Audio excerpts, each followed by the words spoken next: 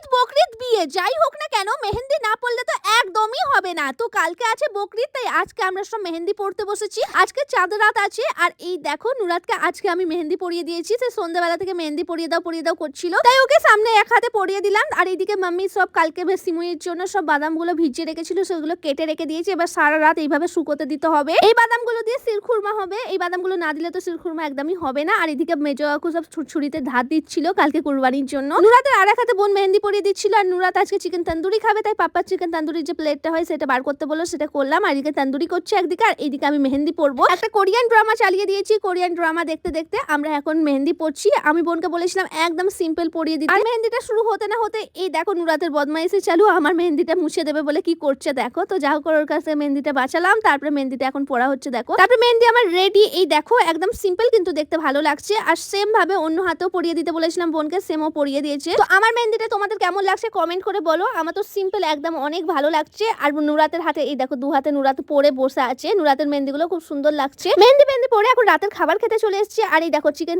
Leg পিসটা কে এরকম তুলে দিচ্ছে বলো তো? নুরাত আমাকে লেগ পিসটা দেবে বলে এরকম করছে। তো লেগ পিস তো আমি নিয়ে অল্প একটু চিকেন তন্দুরি আর আলু ভাজি দিয়ে ভাত খেলে